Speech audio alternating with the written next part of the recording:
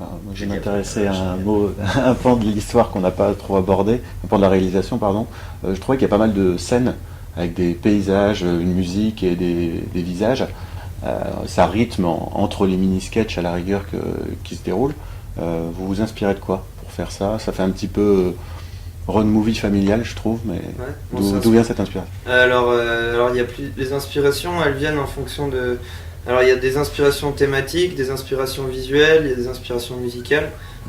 Pour ce qui est des inspirations musicales, l'idée c'était d'avoir un truc assez moderne, mais qui est quand même une touche un peu Beatles, donc le groupe Gush il était parfait pour ça. Il résume à eux seuls ce qu'on voulait faire avec la musique. Pour les inspirations thématiques, on s'est inspiré de films sur la famille qu'on adore, comme La famille Tenenbaum, Little Miss Sunshine. Qui est un road movie aussi. Ouais, bien sûr. Alors celui-là, du coup, il est à la fois thématique et quoi d'autre, Le premier jour du reste de ta vie, des trucs comme ça. Et après, pour des inspirations visuelles. The Descendants. Donc, The Descendants, ouais. Alexander Page. Visuel, on s'est inspiré, alors là, le road movie c'est un genre à part entière. Déjà on a vu tous les road movies, on les avait déjà vus, mais on les a revus, on les a étudiés. Thelma et Louise, Un monde parfait, même Easy Rider, Paris Texas, pardon. Voilà, on s'inspire de tout ce qu'on peut. Et ça fait partie du genre, ce que tu disais sur le fait des étapes de voiture, de paysage entre les sketchs, c'est le genre du road movie justement. C'est-à-dire c'est la famille qui en fait entre chaque étape évolue et entre chaque étape il faut que chacun ait le temps de respirer, de prendre le temps, de prendre la route, de se calmer, voilà, et c'est dans ces espèces d'interstices que les choses évoluent aussi, que chacun réfléchit. Ce qu'on essaie de montrer dans le film en jouant sur des rythmes rapides parfois et des rythmes un peu plus lents avec des musiques. C'est vraiment ça, c'est un genre. Voilà. Et quand on parle de Thelma et Louise, c'est vraiment des trucs qui respectent ça et c'est codifié. Donc dès lors qu'on est parti sur un road movie, on a besoin de montrer que nos personnages prennent du temps pour penser. Et entre les points forts qui sont l'hôtel, les flics, l'arrivée, la station-service. La station-service, on l'a vu 1000 fois dans un road movie. On s'est dit, est-ce qu'on ne met pas autre chose? Et en même temps, quand on va sur la route, il y a une station-service. Et donc voilà, c'est plein de choses comme ça qui sont des sortes de... En fait, quand on étudie un genre de film, parce qu'avec Quentin, nous, on est assez bûcheurs et cinéphiles, donc du coup, quand on va se lancer, quoi qu'il arrive, si on se lance dans un genre de film, on va étudier les règles de ce film pour être, si on en a envie, capable de les contourner, mais parce qu'on les connaît. C'est-à-dire comme n'importe quel grand peintre qui va faire un trait sur un pas de tableau et tout le monde va dire c'est extraordinaire, je pense que le mec il est capable de faire d'autres trucs un petit peu. Mais voilà, c'est parce qu'il sait faire qu'il a choisi de faire ça. Donc nous on fait ça et du coup il y a les codes des road movies, c'est très souvent c'est voyage vers la civilisation qui retrouve la nature. Au début on est perdu, on se retrouve. C'est un voyage initiatique, il y a quelque chose de se découvrir soi, d'aller vers la liberté, d'aller par quoi? Par le voyage et par la rencontre de plusieurs personnages qui nous font évoluer. Donc forcément quand on étudie le road movie, on respecte les codes, quoi. Ouais. On respecte les... Et la part de fantastique, ça arrive à quel moment? Alors ça c'est dès le début, mais ça c'est un truc pour le coup, c'est ce qu'on justement auquel on tenait énormément. C'est notre, entre guillemets, justement, notre apport. C'est ce qui fait partie des trucs qui sont pas dans les codes du road movie, par exemple. On passe du réalisme absolu. Voilà, ça c'est un truc typiquement qui fait que le ça, c'est ce qu'on voulait dès le début, on adore, et déjà dans nos courts-métrages, ça se voyait un petit peu, dans le deuxième court-métrage qu'on a fait avec Loïs Corniac, cette espèce de choses un petit peu décalées sur la fin du monde, c'est demain ou pas, enfin voilà. Et on adore les moments où on perd un peu le spectateur aussi d'un point de vue spatial et d'un point de vue en réalité, voilà. Et que du coup en fait les personnages qui sont à l'intérieur aussi le sont. Voilà, la vallée des vaches perdues, elle n'existe pas. Willoughby, ça n'existe pas. C'est des choses voilà et là cette quête des vaches un petit peu onirique, ça fait partie aussi un petit peu je pense de notre sensibilité. Je pense qu'on est assez sensible voilà et ça fait c'était vraiment cette touche là on s'est battu ça pour le coup en termes de mise en scène, de réalisation du début à la fin envers beaucoup de personnes. Et vraiment ça c'est nous, ça, voilà. On va dire qu'il y a des codes effectivement qui sont du road movie et nous on s'est battu pour apporter cette sensibilité, ce décalage. Et très souvent on a essayé de nous dire attention ça va sortir du film, ça. Et nous ce qu'on aime je pense c'est l'onirisme. Pourquoi on l'aime? Parce qu'en fait on aime bien quand il existe mais pas quand il sort du film. Nous là on l'a justifié par le regard d'une gamine en fait. et quand un gamin regarde le monde, il le regarde avec des trucs étranges et tout. Ou alors quand par exemple on amène une scène un peu absurde, faut pas spoiler, mais quand le mec arrive pour redonner les clés, je sais pas si vous voyez cette scène, arriver déguisé en super-héros. C'est super Willoughby. Ouais, voilà.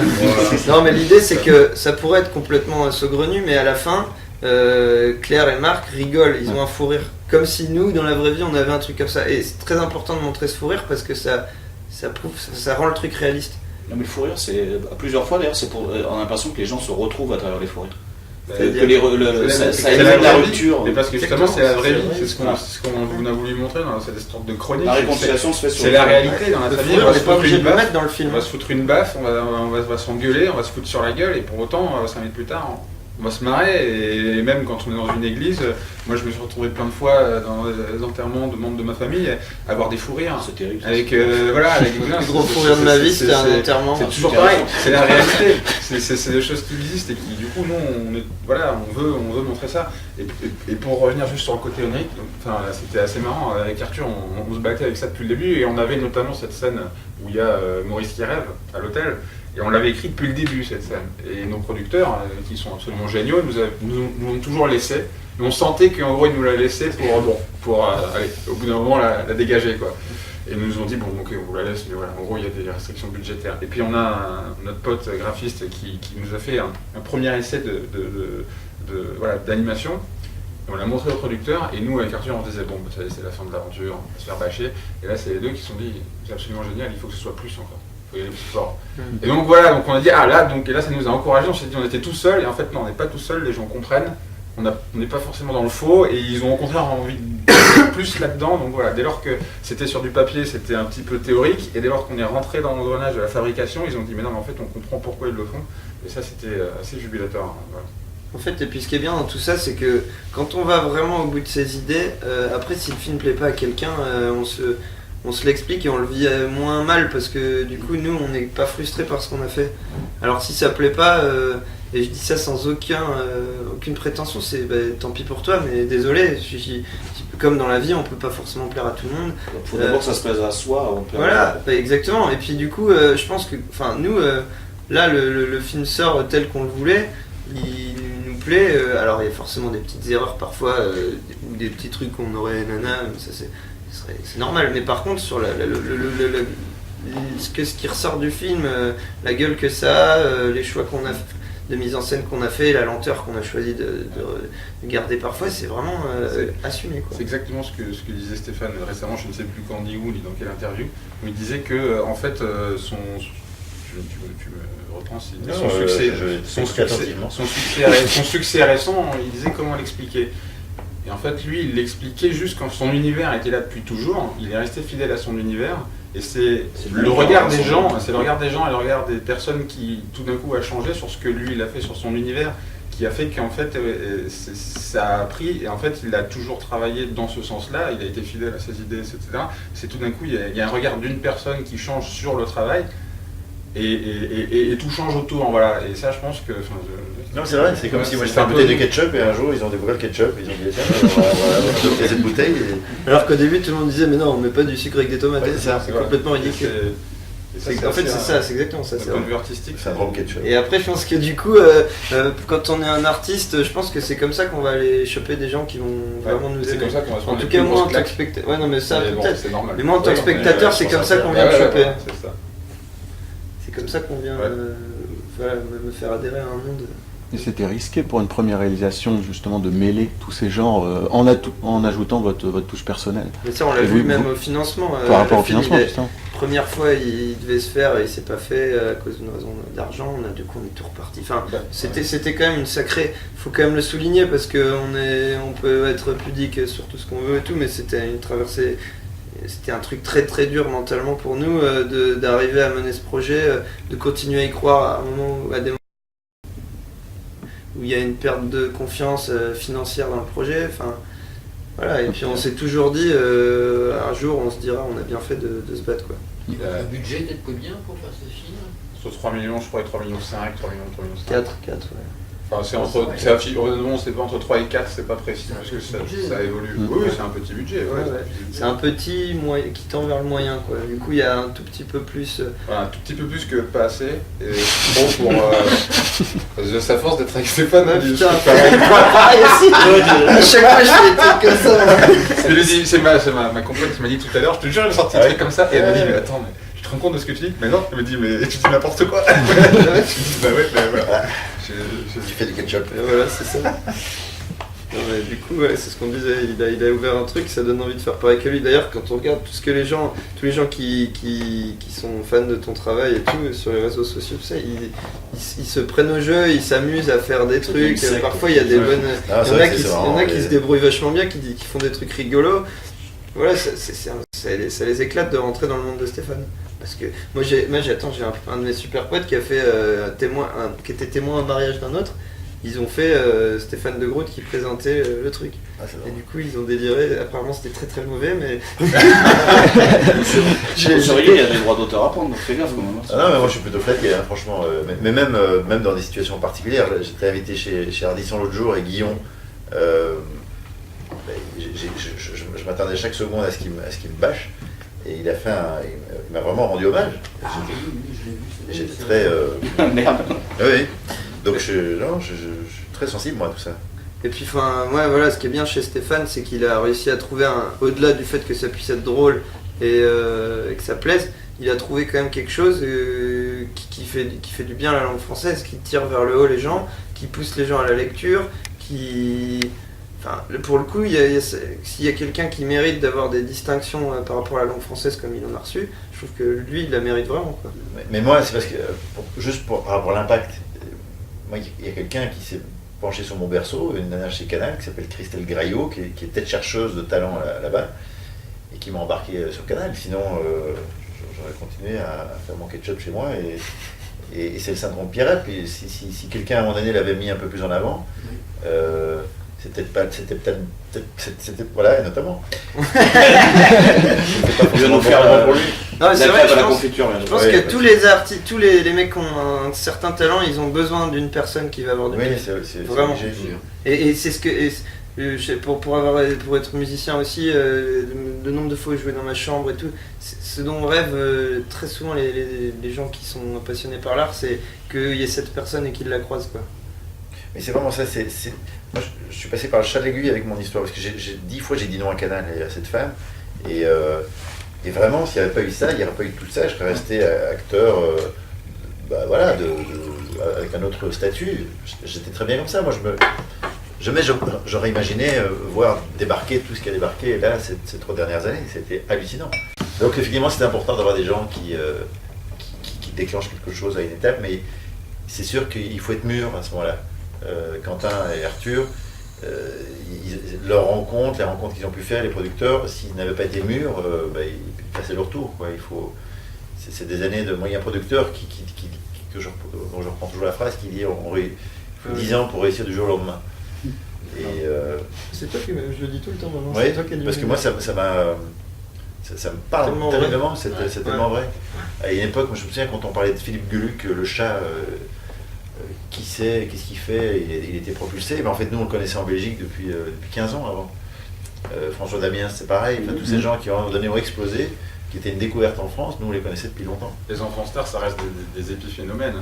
Et en fait, on a l'impression que ça dure pas tout le temps. temps. Longtemps, et on a l'impression qu'il y a les fils d'eux, les filles, et là, une sorte de rêve autour des gens qui sont dans ce milieu-là, qui n'ont pas beaucoup travaillé ou quoi, mais la réalité c'est que non, il y a quand même un facteur chance aussi. Il y a des gens qui sont propulsés. Oui, il y a les deux. Non, mais il y a le boulot, et au milieu de tout ça, il y a des mecs qui travaillent encore plus que nous et qui réussissent jamais parce qu'ils ont eu à un moment donné encore moins de trucs, etc. Il y a toujours les deux. Il faut que cette pomme soit mûre, qu'elle soit gorgée de jus, exactement. Et puis qu'un jour quelqu'un la décroche plutôt qu'elle tombe toute seule, qu'elle se gâte. Et ça, ouais, parce qu'il y a quand même un petit facteur hasard, ou alors faut tout péter pour éviter d'attendre le hasard. Enfin nous c'est un peu ce qu'on a fait.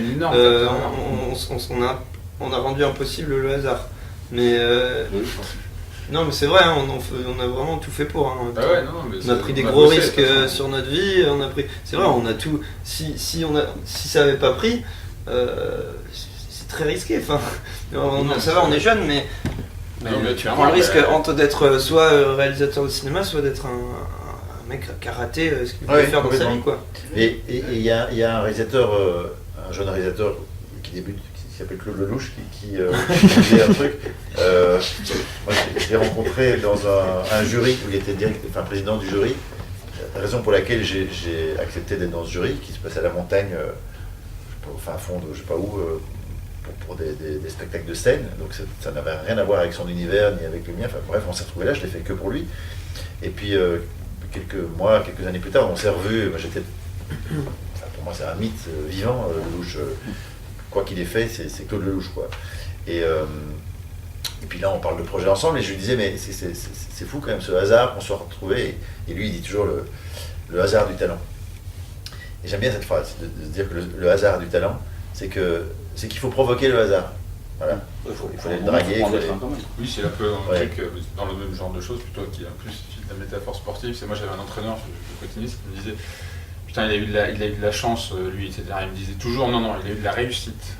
C'est-à-dire qu'il avait provoqué la chance et que dès lors, il a eu de la réussite, qui n'a rien à voir. C'est-à-dire, il me dit, non, il n'a pas eu de bol, il a essayé de frapper la balle bien comme il faut, etc. Là, tu sais, c'est de la réussite. C'est aucunement de la chance. À chaque fois, et une fois qu'on a réussi à aller à l'endroit où on voulait aller, on se rend compte qu'on devient moins critique envers les gens qui nous plaisent un peu moins artistiquement et tout, parce qu'on a beaucoup plus de respect pour le fait d'avoir réussi à en arriver là. Je sais que moi, en tant que quand on est juste spectateur, auditeur pour la musique, et qu'on a vite des avis faits sur tout, on va dire ça c'est de la merde, ça c'est bien, on met tout dans des cases. Moi le premier, j'avais le don du jeune con à dire que des mecs là c'était nul ce qu'ils faisaient, alors que les mecs ils ont des carrières. Non mais c'est vrai, il faut être honnête. Et après, quand on commence à réaliser à quel point c'est difficile, on se dit même si ce qu'il fait me plaît pas, et du coup c'est mon droit parce que ça me plaît pas, j'ai un gros respect pour quand il s'est battu pour l'avoir, j'ai un gros respect pour ça. C'est vrai que ça change quand même vachement le regard sur tout ce qui se fait autour de nous. Bon, après il y a des gens qui sont catapultés dans des endroits, mais il y en a tellement peu. C'est comme essayer de gagner au loto. Moi c'est ce que quand je parle, alors attends, encore une fois, je donne pas des leçons à des gens, à des comédiens, des jeunes et tout, mais si par exemple Si tu peux donner des leçons pour gagner l'auto, moi je suis preneur. non mais une amie de ma mère me dit, est-ce que tu pourrais parler à cette petite, ses parents sont un peu affolés, elle veut faire du cinéma. Je dis ouais, ils ont raison d'être affolés, parce qu'elle voulait être comédienne, naninana. Et je lui disais le seul conseil que je pourrais te donner, c'est ne crois pas. Enfin, je lui disais, c'est penser que tu vas avoir la rencontre et tout, c'est exactement pareil que penser que tu vas gagner au loto. Par contre, provoquer le truc, alors apprendre à faire plein de choses, quoi que ce soit, mais tout. Quand t'es acteur, pour moi, tu apprends la poterie, tu apprends la danse, tu apprends tout. Tout est important parce que derrière, après, ça te Il va y avoir un remake de Ghost. Hein, pardon. Et on va faire un remake de Ghost. Ah ouais. Ouais, voilà, c'est ça. On a failli faire une scène. Non, mais oui, non, mais il a raison dans le sens où oui, le fait que moi, par exemple, je sois sans détail, je sois architecte, me donne beaucoup plus d'aisance par rapport aux producteurs et par rapport à des gens. Je savais que si le mec, quand je discutais avec des gens et qui me disaient ouais, mais il y a ci, il y a machin, le scénario ne me plaît pas trop, mais je dis bah. Ok, je m'en fous, je dégage, bon, ok, ciao, bye, etc. Le fait que, à un moment donné, j'ai fait du sport de haut niveau, ça compte énormément. Le fait que Stéphane ait été le champion de Formule 3000, à mon avis, c'est quelque chose de fondamental dans sa psychologie, dans sa manière de voir les choses. Et plus on accumule les couches qui n'ont a priori rien à voir avec le cinéma. Joséphine Japy, elle fait Sciences Po, elle va s'en servir. Moi, c'est vraiment, c'est ce que j'aimerais, c'est dire, tu veux faire du cinéma, très bien, deviens médecin, fais ce que tu veux, de la musique, du machin, du ci, du là, et continue à le faire. Pour être acteur, il faut être connu. Voilà. On en parlait avec Alex Lutz l'autre jour, la plupart des mecs qui se sont battus, qui ont provoqué le hasard, comme on disait, ce sont des mecs qui sont en général multicasquettes, je trouve. Hein, et de plus en plus aujourd'hui. De plus en plus, c'est de parce plus en que plus trans. voilà. Tout un. Enfin voilà, si tu veux être acteur, faut être curieux de tout. Je pense que c'est la meilleure chose à faire. Et il faut pas tout attendre d'une école d'acteur. Putain, faut rien attendre. C'est vrai, faut rien attendre. En plus, maintenant, la plupart des acteurs qui veulent percer, Stéphane, ils écrivent leurs trucs, ils font des courts-métrages. Le grand public le voit pas forcément, mais avant le jour, voilà, il faut 10 ans pour réussir. Du jour au lendemain, c'est ce qu'il disait. Exactement ça. Pour revenir au film. Où sommes-nous? Pour revenir au film, il y a une chose que j'aime beaucoup, c'est c'est l'album photo mural comme ça. On le constitue comment? On demande des photos à tous les acteurs, on réinvente un passé. Alors là, pour le coup, je commence, mais voilà, mais dans ce truc mural, vous avez effectivement des photos des comédiens jeunes. Vous avez des photos du père d'Arthur décédé, Ouais. vous avez des photos de mon grand-père décédé, vous avez des photos de ma grand-mère, vous avez des photos de Stéphane, un peu. Il y a un mélange de tout en fait dans ce photo et c'est pour ça qu'on l'a remis aussi, parce qu'il y a des photos qui ont été créées pour le film, la photo de Stéphane avec la petite fille qui est censée être Lucie dans le film, elle a été prise récemment, les photos d'Alex Lutz c'est quand il était jeune, il y a les photos du père. Enfin, en fait, on l'a remis, au début on ne l'avait pas mis dans le montage et on avait un peu une sorte de déficit émotionnel, on va dire.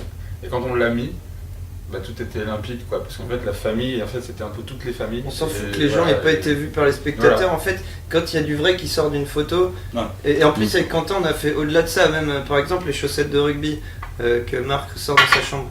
Ça c'est des chaussettes que après le décès de mon père on a retrouvé une petite boîte et on a vu qu'en fait dans cette petite boîte il y avait tous les trucs qu'il aimait, qui comptaient pour lui dans sa vie. Et dedans j'ai retrouvé mes premières chaussettes de rugby. Alors ça, les gens qui voient le film vont pas voir que c'est mais nous avec Quentin on est un petit peu, il y a un truc de sorcier, enfin de magie, on se dit que ces objets-là ils ont une puissance. Et comme les photos qu'on met de ton grand-père, de mon père, les gens voilà, on vous le dit maintenant. C'est la sincérité quoi. Voilà, c'est de la sincérité exactement. Dès qu'on peut mettre du vrai. Des private jokes pour atteindre l'universel. C'est ça, mais comme on vous disait tout à l'heure, avec de la pudeur, parce que au final. Ouais, on n'a pas le flash dessus, mais. Exactement, c'est-à-dire qu'en fait, là, on vous le dit, et c'est marrant de l'apprendre après, mais c'est pas des trucs qui se voient par évidence. C'est-à-dire qu'il n'y a pas le personnage de Quentin Reynaud dans le film, le personnage d'Arthur Delair, le personnage de mon père, le personnage de son grand-père, le personnage de notre mère. Voilà, c'est un peu de partout, et c'est l'idée, ce qui est super marrant à faire quand on pense un petit monde et qu'on invente toutes les choses pour faire une histoire, c'est ça, c'est de mettre du vrai, de mettre du magique, de mettre du faux, et d'en faire un espèce de truc qui ressemble à une histoire qui nous plaît quoi. Et tu joues au rugby ou ça? Moi j'ai joué dans plein de clubs, mes premières chaussettes c'était à Rueil-Malmaison, au RAC. Après j'ai joué à Bordeaux beaucoup parce que je suis allé vivre à Bordeaux à partir de 10 ans. Mais voilà. 2000 mêlées. Ouais, exactement. Vu le gabarit, tu m'as dit que t'es déplié, j'aurais pas cru. Non, je suis la petite fouine qui pousse les gros. Un pilier dans l'âme. Ouais, non mais après voilà, comme